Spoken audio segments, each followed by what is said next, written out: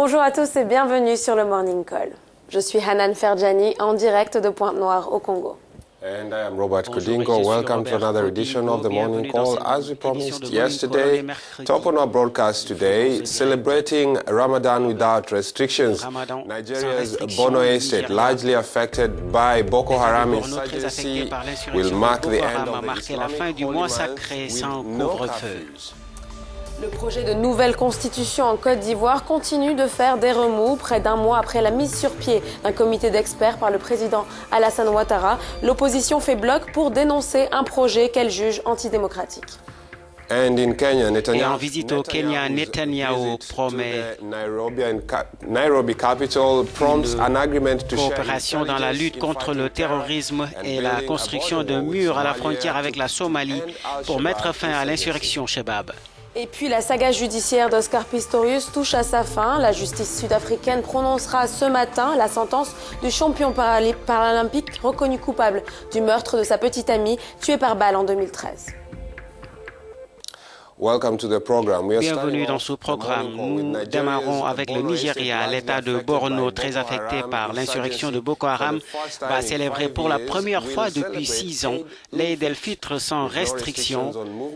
Les autorités ayant noté des progrès dans la sécurité et la surveillance, cet État et sa plus grande ville, Maïdougouri, a par le passé été marqué par des attaques de Boko Haram, avec un nombre très élevé de victimes, au point que l'ancien président Goodluck Jonathan avait déclaré l'état d'urgence pour le nord-est du Nigeria, y compris Borno, en 2013. Le gouverneur de l'État de Borno, Shettima Kassim, a annoncé hier la libre circulation des personnes dans l'État de Borno. Il a également précisé que les efforts de l'armée nigériane avaient justement permis de réduire la menace représentée par Boko Haram ces derniers mois et par conséquent de mettre en place cette mesure de libre circulation, mettant l'accent sur la célébration de cette fête religieuse très importante qui marque la fin du mois de Ramadan. Les mesures de sécurité vont quant à elles être renforcées.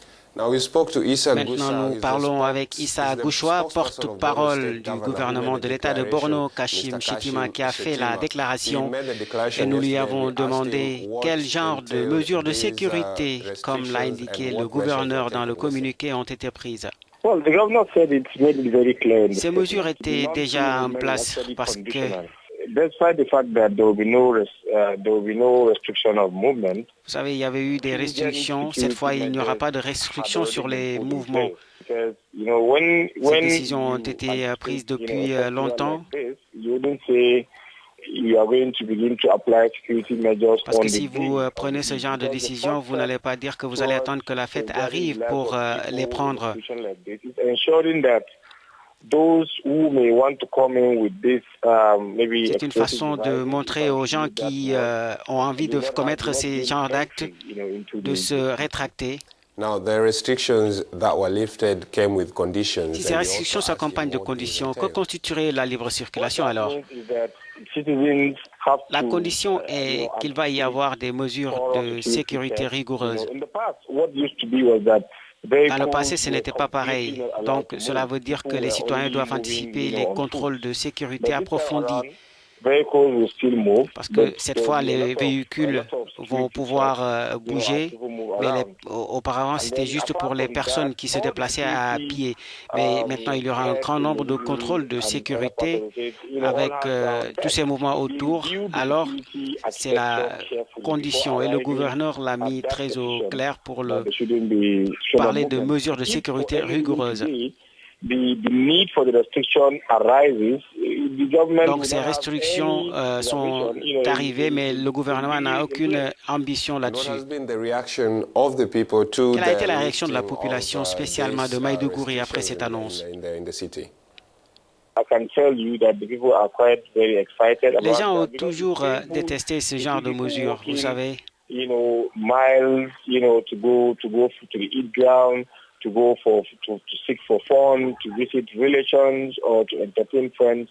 It's usually a very, very difficult thing. C'est vraiment très difficile de prendre ce genre de mesures, ce qui fait que dès qu'on prend ce genre de mesures de lever les restrictions, ça change complètement les choses. Donc, les gens l'accueillent avec beaucoup de bonheur. Issa Gusau à Maiduguri, au Nigeria.